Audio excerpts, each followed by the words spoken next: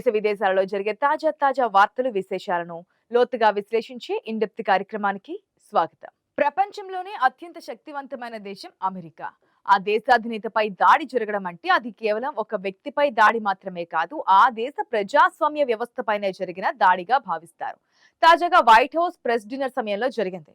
వేదిక వద్ద అధ్యక్షుడు డొనాల్డ్ ట్రంప్ ను లక్ష్యంగా చేసుకుని జరిగిన హత్యాయత్నం అమెరికాను ఒక్కసారిగా ఉలిక్కి పడేలా చేసింది. ఈ ఘటన బయటపెట్టిన భయంకరమైన వాస్తవం ఏమిటంటే, ఒకవేళ ఆ దాడిలో అధ్యక్షుడు గాని ఆయనతో పాటు ఉన్న ఇతర ఉన్నతాధికారులు గాని చనిపోయి ఉంటే అమెరికా పాలనా వ్యవస్థ పరిస్థితి ఏంటి అనే ప్రశ్న ఉద్భవించింది. ఇది చాలా సీరియస్ విషయం. సాధారణంగా అధ్యక్షుడు ఉపాధ్యక్షుడు ఒకే వేదికపై ఉండడం చాలా అరుదు. కానీ ఆ రోజు జరిగిన డిన్నర్ వేడుకలో అమెరికా రాజకీయ వ్యవస్థకు చెందిన అత్యంత కీలకమైన 6 వ్యక్తుల్లో 5 ఒకే చోట ఉన్నారు. అధ్యక్షుడు ట్రంప్, ఉపాధ్యక్షుడు JD Vance, speaker Mike Johnson, విదేశాంగ మంత్రి మార్కో రూబియో, రక్షణ మంత్రి పీట్ హెగ్సెత్ ఇలా అగ్రశ్రేణి నాయకులందరూ ఒకే ప్రాంగణంలో ఉండడం భద్రతా పరంగా అతిపెద్ద లోపమంటున్నారు నిపుణులు. నిందితుడు కోల్ థామస్ అలెన్ తన బంధువులకు రాసిన లెటర్ ప్రకారం చూస్తే అమెరికా అధికార పీఠంలో ఉన్న వారందరినీ క్రమ పద్ధతిలో అంతం చేయడమే అతని లక్ష్యమని చెప్పాడు. సురక్షితమైనదిగా భావించే ఆ హోటల్ బాల్ రూమ్ లోకి ఆయుధాలతో దూసుకెళ్లడానికి ప్రయత్నించిన నిందితుడిని సీక్రెట్ సర్వీస్ ఏజెంట్లు చివరి నిమిషంలో అదుపులోకి తీసుకున్నారు. ఒకవేళ ఆ ప్రయత్నం కనుక విఫలమై ఉంటే అమెరికా చరిత్రలో అత్యంత క్లిష్టమైన రాజకీయ సంక్షోభం తలెత్తి ఉండదని అంటున్నారు నిపుణులు. ఆధునిక ప్రజాస్వామ్య చరిత్రలో ఇలాంటి భద్రతా వైఫల్యం చాలా అరుదు.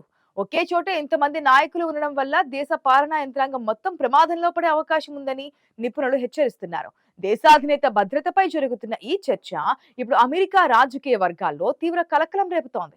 అమెరికా రాజ్యాంగం ప్రకారం అధ్యక్షుడు, ఉపాధ్యక్షుడు ఒకేసారి మరణిస్తే లేదా పదవిని నిర్వహించలేకపోతే ఆ బాధ్యతలను 3వ స్థానంలో ఉండే స్పీకర్ చేపట్టాలి. ఆ తర్వాత సెనెట్ ప్రెసిడెంట్ ప్రో టెంపరో, ఆపై కేబినెట్ మంత్రులు ఈ బాధ్యతలు స్వీకరిస్తూ ఉంటారు. మొత్తం 18 మందికి ఈ పదవీ క్రమంలో తాత్కాలిక అధ్యక్ష పదవిని స్వీకరించే అవకాశం ఉంటుంది. అయితే ఆ రోజు డిన్నర్ వేదిక వద్ద ఉన్న 18 మంది నాయకులలో 13 మంది ఒకే చోట ఉండడం ప్రపంచాన్ని విస్మయానికి గురి చేస్తోంది. ఇది అత్యంత అరుదైన పరిస్థితి అని విశ్లేషకులు చెబుతున్నారు. సాధారణంగా స్టేట్ ఆఫ్ ది యూనియన్ ప్రసంగం వంటి ముఖ్యమైన సందర్భాలలో మాత్రమే వీరంతా ఒక చోట ఉంటారు. అయితే అలాంటి సమావేశం గురించి ఎవరికీ తెలియని సురక్షిత ప్రాంతంలోనే జరుగుతోంది. అప్పటికీ ఒక డెసిగ్నేటెడ్ సర్వైవర్ ను రెడీగా ఉంచే సమావేశం జరుపుతారు. ఒకవేళ దేశంపై ఏదైనా విపత్తు సంభవిస్తే ఆ సర్వైవర్ బాధ్యతలను చేపట్టాలి. కానీ మొన్నటి వేడుకకు అటువంటి ఏర్పాట్లు ఏమీ చేయలేదు. కనీసం అవసరం లేదని భావించి నిర్లక్ష్యం చేయడం వెనుక ఉన్న కారణం ఇప్పుడు విమర్శలకు దారితీస్తోంది. అమెరికా చరిత్రలో 8 మంది అధ్యక్షులు పదవిలో ఉండగానే మరణించారు. వారిలో 4 హత్యకు గురయ్యారు. ప్రతి సందర్భంలోనూ ఉపాధ్యక్షుడు వెంటనే బాధ్యతలు స్వీకరించారు. కానీ ఇప్పుడు పరిస్థితి భిన్నంగా ఉంది. ట్రంప్ తో పాటు ఉపాధ్యక్షుడు, స్పీకర్ కూడా ఒకే చోట లక్ష్యంగా మారడం అనేది అమెరికా భద్రతా ప్రణాళికల పట్ల ఉన్న లోపాలను బయటపెట్టింది. అగ్రరాజ్యం గద్దెపై ఉన్నవారు ఇలా అభద్రతకు గురి కావడం ప్రపంచ దేశాలను ఆలోచింపజేస్తోంది. అధ్యక్షుడి ప్రయాణాల్లో కూడా విమానాలను విడివిడిగా పంపుతారు. అటువంటిది ఒకే చోట అత్యున్నత నాయకత్వం అంతా గుమ్మిగూరడం అనేది వ్యూహాత్మక తప్పిదమని రాజకీయ విశ్లేషకులు పేర్కొంటున్నారు.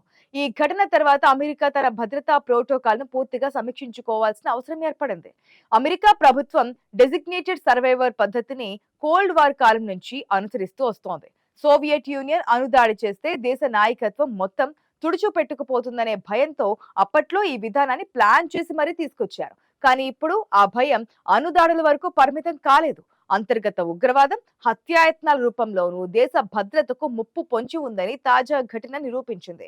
సీక్రెట్ సర్వీస్ ఏజెంట్లు ఆ రోజు చూపిన సమయస్ఫూర్తి వల్ల మాత్రమే అమెరికా ఒక భారీ రాజకీయ విపత్తు నుండి బయటపడింది. లేదంటే ఏమైనా జరిగి ఉండేది. అమెరికా రాజకీయ వ్యవస్థలో కార్యనిర్వాహక శాఖ, శాసనసభ వేర్వేరుగా ఉంటాయి. కానీ పదవీ క్రమంలో ఉన్న వారంతా ఒకే పార్టీకి చెందిన వారు కావడం ఇప్పుడు మరొక విశేషం. Health secretary Robert F Kennedy junior తప్ప మిగిలిన 17 మంది రిపబ్లికన్ పార్టీకి చెందిన వారే అవడం ఇక్కడ విశేషం. ఒకవేళ ఆ వ్యక్తి విజయవంతంగా లోపలి దాకా దూసుకు వచ్చి కాల్పులు జరిపి ఉంటే అందరూ మరణించి ఉండేవారు. ప్రతిపక్షాలకు అధికారం చేజిక్కే అవకాశం లేకుండా పోయేది. ఇది ప్రజాస్వామ్య విలువలకే పెద్ద ముప్పు. ఒక రాజకీయ పార్టీకి చెందిన వారు అధికారంలో ఉండడం వల్ల పదవీ క్రమంలో ఎటువంటి అడ్డంకులు ఉండవు. కానీ ఇది దేశ భద్రతకు ఏ మాత్రం మంచిది కాదు. గతంలో నాన్సీ పెలోసి స్పీకర్ గా ఉన్నప్పుడు ఆమె ట్రంప్ పరిపాలనకు ప్రధాన విమర్శకురాలుగా ఉండేవారు. అటువంటి సమయంలో అధ్యక్షుడికి ఏమైనా జరిగితే ప్రతిపక్ష నేత పగ్గాలు చేపట్టే అవకాశం ఉండేది. ఇప్పుడు మాత్రం నాయకత్వ మార్పులో ఎటువంటి రాజకీయ విచ్ఛిన్నం లేదు. ఇది ఒక రకంగా రాజకీయ స్థిరత్వానికి సంకేతమని వాదిస్తూ ఉన్నారు. ఏది ఏమైనా పదవీ క్రమంలో ఉన్న వారంతా ఒకే చోట ఉండడం వల్ల భద్రతాపరమైన ప్రమాదాలు పెరిగాయి. దీనిని అరికట్టడానికి భవిష్యత్తులో కఠినమైన నిర్ణయాలు తీసుకోవాల్సిన అవసరం ఉంది. రాజకీయ అస్థిరత అమెరికా ఆర్థిక మరియు రక్షణ వ్యవస్థలపై తీవ్ర ప్రభావం చూపుతోంది. అమెరికా భద్రతా ప్రణాళికలు ఆస్ట్రేలియా వంటి దేశాల పద్ధతులతో భిన్నంగా ఉంటాయి. ఆస్ట్రేలియాలో ప్రధానమంత్రి పదవి ఏ కారణంగానైనా అకస్మాత్తుగా ఖాళీ అయితే వెంటనే డిప్యూటీ ప్రధాని బాధ్యతలు చేపట్టి ఏర్పాటు ఉంది. గవర్నర్ జనరల్ సమక్షంలో ప్రమాణ స్వీకారం జరుగుతోంది. అక్కడ ప్రజాస్వామ్య వ్యవస్థలో రాజకీయ నాయకులకు అధికారులకు ఉన్న సంబంధం వేరుగా ఉంటుంది. కానీ అమెరికాలో అధ్యక్షుడికి ఉన్న అధికారాలు, ఆయన తీసుకునే నిర్ణయాలు వ్యక్తిగతమైనవి. అమెరికాలో అధ్యక్షుడు, ఉపాధ్యక్షుడు ఎన్నికైన వారు, కానీ కేబినెట్ మంత్రులు అందరూ నామినేట్ చేయబడిన వారు. కాబట్టి పదవీ క్రమం అనేది పూర్తిగా నామినేషన్ల పైన ఆధారపడి ఉంటుంది. అందుకే అమెరికా ప్రభుత్వం తన భద్రత విషయంలో అంతటి జాగ్రత్తగా ఉండాలి. డెసిగ్నేటెడ్ సర్వైవర్ ను ఎంపిక చేయడం అనేది పూర్తి యాదృచ్ఛికంగా జరుగుతుందని బరాక్ ఒబామా రైటర్ ఒక సందర్భంలో చెప్పారు. దీని వెనుక పెద్దగా తర్కం ఏమీ ఉండదు. కానీ తాజా ఘటన తర్వాత దేశాన్ని నడిపించే వ్యక్తి ఎవరు అనే విషయంలో మరింత పారదర్శకత ఉండాలని డిమాండ్ పెరుగుతోంది.